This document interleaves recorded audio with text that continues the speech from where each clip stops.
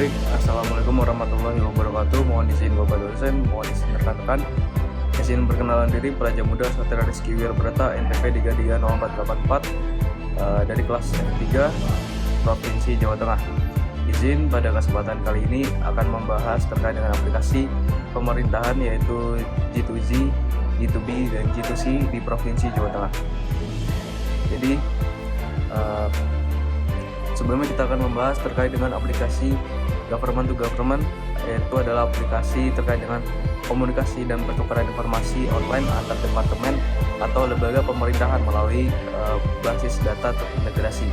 Selanjutnya adalah aplikasi government to business, yaitu adalah aplikasi transaksi elektronik di mana pemerintah menyediakan berbagai informasi yang dibutuhkan bagi kalangan bisnis untuk berinteraksi dengan pemerintah. Selanjutnya adalah government to citizen, yaitu merupakan aplikasi pemerintah untuk membangun dan menerapkan berbagai portfolio teknologi informasi dengan tujuan untuk memperbaiki hubungan interaksi dengan masyarakat. Selanjutnya aplikasi pemerintah yang ada di Provinsi Jawa Tengah. Yang pertama adalah Tata Praja. Tata Praja ini diluncurkan untuk efisiensi pola kerja sekaligus bagian dari informasi birokrasi dan memungkinkan para pemangku jabatan pelayanan publik untuk bisa memantau secara langsung aktivitas surat menyurat. Dan melalui aplikasi ini, surat menyurat ini antar instansi dilakukan secara digital, tidak lagi memerlukan kertas atau biasa kita sebut dengan paperless. Dan penggunaan aplikasi ini dapat mengefisiensikan pola kerja di lingkup pemerintah Provinsi Jawa Tengah dan digunakan di semua instansi, tidak hanya pada dinas atau organisasi perangkat daerah, tetapi juga meluas hingga satuan pendidikan dan unit pelaksana teknis.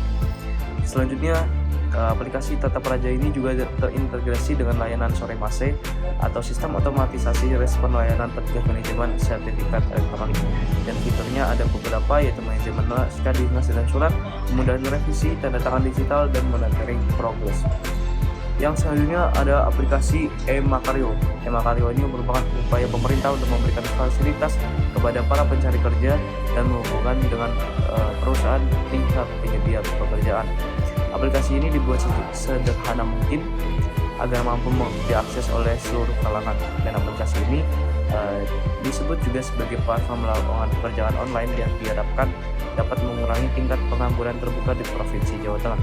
Tidak hanya mempertemukan para pencari kerja dengan perusahaan penyedia kerja, e-Makaryo juga menjadi wadah bagi para pencari pekerjaan yang ingin daftar untuk mengikuti pelatihan kerja di Balai Latihan Kerja atau BLK yang ada di Provinsi Jawa Tengah.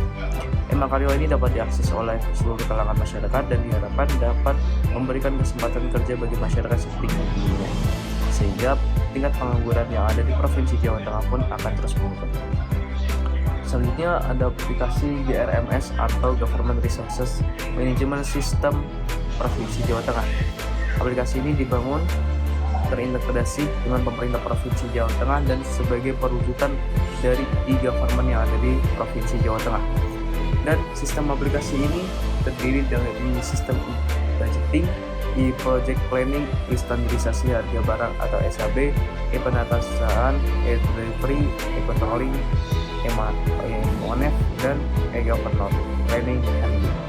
Sistem ini dibangun dengan latar belakang sulitnya mengakses dan memperoleh data anggaran maupun realisasi program pemerintah Provinsi Jawa Tengah. Dan ini diupayakan untuk memerangi korupsi dalam berbagai bentuk dengan melibatkan banyak pihak.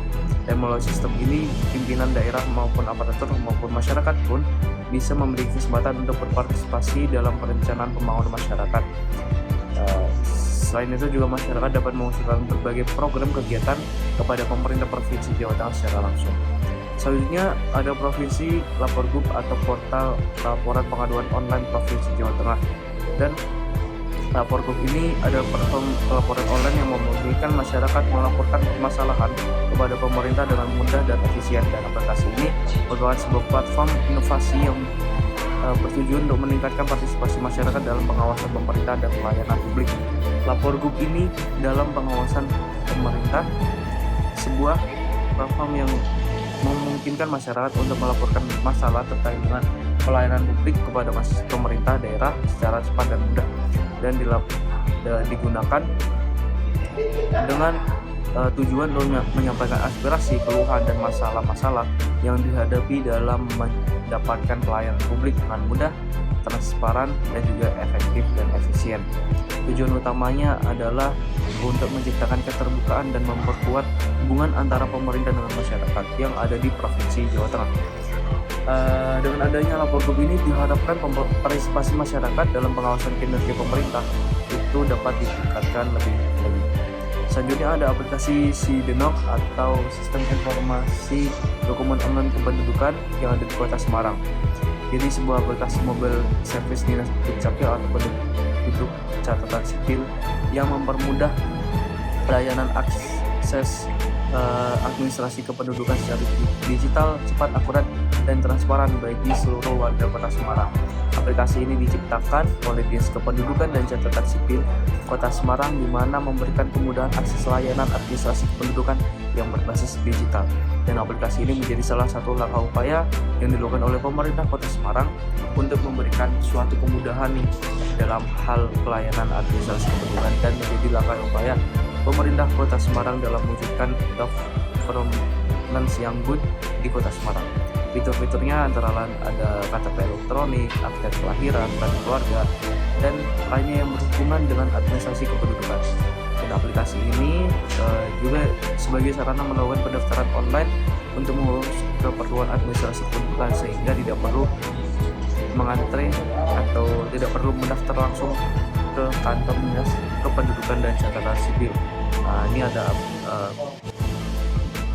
ada fitur-fiturnya seperti akte kelahiran, akte kematian, KIA atau kartu identitas anak, kemudian perubahan biodata keluarga, perpindahan keluar, kedatangan, bahkan akte cerai dan akte kawin pun juga terdapat di aplikasi ini. Selanjutnya ada yang namanya aplikasi EHD atau aplikasi di produk hukum daerah Provinsi Jawa Tengah, di mana aplikasi ini merupakan perwujudan tekad Provinsi Jawa Tengah untuk memberikan pelayanan publik yang lebih baik, cepat, dan mudah melalui kemajuan teknologi. Dan diharapkan sistem ini dapat dimanfaatkan oleh seluruh OPD yang ada di Provinsi Jawa Tengah dalam proses pengajuan rancangan keputusan gubernur. Sistem ini memaksimalkan yang namanya paperless, mempercepat koordinasi, dan mempermudah pelacakan keputusan gubernur. Karena di dalam sistem ini itu memiliki bank data, sehingga pencarian keputusan gubernur itu dapat dipermudah dan dicepatkan dalam pencarian. Kedepannya sistem ini akan dikembangkan menjadi alokasi berbasis Android, sehingga dapat memudahkan proses pengajuan dan pemantauan rancangan keputusan gubernur. Selanjutnya ada aplikasi New Satpol atau Sistem Administrasi Kendaraan Pajak Online Provinsi Jawa Tengah, di mana New Satpol ini merupakan sistem aplikasi yang diciptakan untuk mempermudah masyarakat Jawa Tengah dalam membayar pajak kendaraan bermotor mereka lewat aplikasi. Layanan ini dibuat untuk mempermudah masyarakat yang akan membayar pajak kendaraan tanpa perlu mengantre di kantor Samsat Jawa Tengah. Bahkan apabila kita ini berada di luar kota, kita dapat membayar pajak tanpa perlu pulang ke kampung halaman. Dengan begitu, pembayaran pajak ini dapat dilakukan secara praktis, sekaligus juga hemat waktu, dan bisa dilakukan melalui ponsel pintar kita. Jadi ini ada fitur-fiturnya seperti bayar pajak kendaraan, pengesahan STNK, pembayaran melalui ATM, e-wallet, ataupun m-banking yang dapat dilakukan dengan cepat dan juga mudah. Selanjutnya ada aplikasi yang namanya SIANTENG atau Sistem Informasi Pelayanan Trans Jawa Tengah, di mana aplikasi ini memudahkan penumpang BRT Trans Jawa Tengah dengan adanya fitur kedatangan bus yang real time, panduan dari mana mau kemana, dan ARLT. Aplikasi ini dapat diunduh di handphone kita dan dapat mengatur waktu perjalanan lebih efektif dan efisien, sehingga kita tidak perlu terlalu lama untuk menunggu bus di halte dan dapat mengatur ulang perjalanan karena mendapatkan informasi perubahan jam layanan atau perubahan rute karena adanya kondisi tertentu. Dengan aplikasi ini tentunya perjalanan ini akan lebih efektif dan efisien, karena penumpang ini tinggal membuka SIANTENG sebelum melakukan perjalanan. Selanjutnya juga dimudahkan dengan sistem pembayaran cashless atau non tunai. Selanjutnya ada aplikasi e-Jawa Tengah atau layanan perpustakaan digital dalam genggaman masyarakat Jawa Tengah. Jadi e-Jateng ini merupakan aplikasi perpustakaan digital yang mempersembahkan aplikasi perpustakaan digital berbasis media sosial yang dilengkapi dengan e-reader untuk membaca. Dengan fitur-fitur media sosial, kita itu dapat terhubung dan berinteraksi dengan pengguna lainnya. Dan keberadaan aplikasi ini dapat membantu masyarakat yang kesulitan untuk mengakses perpustakaan, khususnya yang berada di pedesaan. Begitu tidak hanya literasi masyarakat yang semakin meningkat, peredaran berita hoax juga dapat diminimalisasi, juga menyediakan buku-buku digital secara gratis di sana dan dapat diakses dimanapun berada.